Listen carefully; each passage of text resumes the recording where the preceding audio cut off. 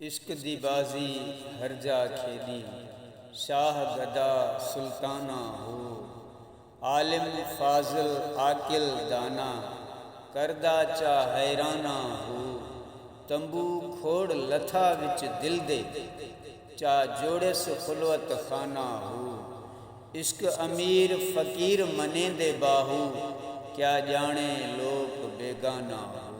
इश्क अमीर फ़कीर मने दे बाहू, क्या जाने लोक बेगाना हो। अल्लाह जे आरिफ़नि वलियनि जी पैरवी ऐं उन्हनि जे किताबनि, उन्हनि जे तालीमात मां इंसान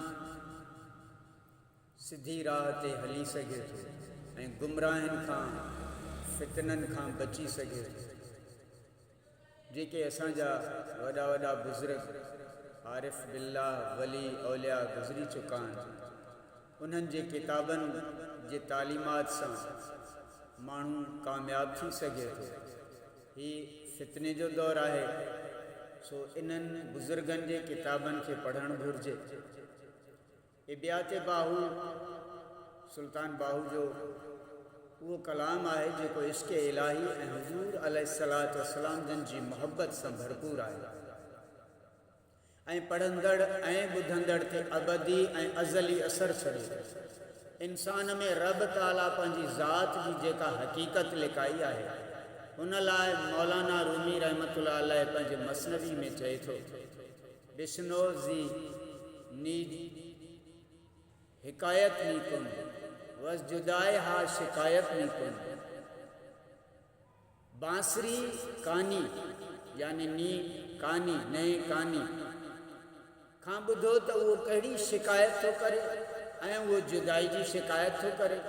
मतिलब त ही रूह पंहिंजे आज़ाद अदम वारे जहान मां हिन फ़ानी जहान में आयो आहे ऐं खेसि वापसि वरण जी तमन्ना आहे ऐं पंहिंजे असुल जाइ ते पहुचण जी तमन्ना में हिते परेशान आहे ऐं दाहूं थो थिए। इहो ई इश्क़ ऐं मुहबत आहे जंहिंजी तवार आरिफ़ ऐं आलिम कंदा विया आहिनि।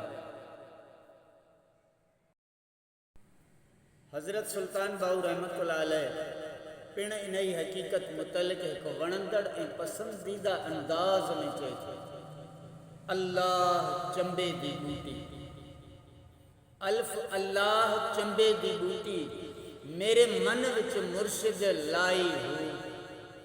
अल्लाह ताला इंसान में जेको रूह रखियो आहे उहो छा करे नथो सघे।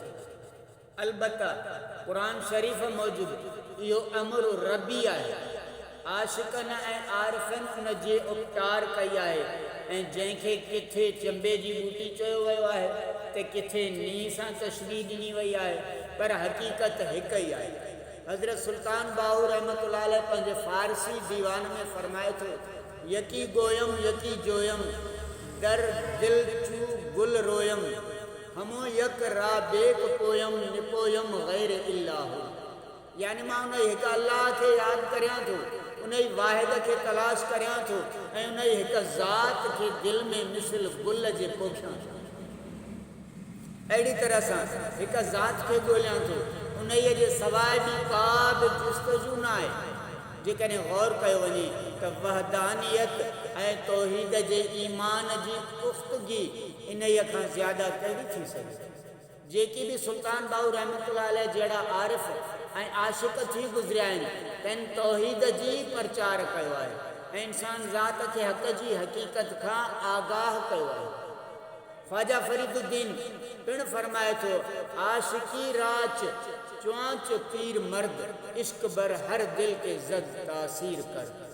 यानी आशिकी उहा आहे जो न जवानी ते मुनसिर आहे ऐं न पीरी ते आहे। इश्क जो तजल्लो जंहिं बि दिल ते नमूदार थियो हिकदमि असर कयो। मेवण शाह इनायत वहदानियत जे दरिया में मुस्तग़रक़ थी फ़रमाए थो, उन्हो इल्म अल्लाह जो आऊं पाए मुंहुं पढ़ां, तिहाई घणा आऊं भाल भले जा ठाहियां। ही इबियात बाहूत रूहानी ऐं बातिनी हक़ीक़तन ऐं इश्क व इरफान जी चाशनी ऐं तौहीद ऐं अताअत रसूलुल्लाह सल्लल्लाहु अलैहि वसल्लम ते मुश्तमिल आहे।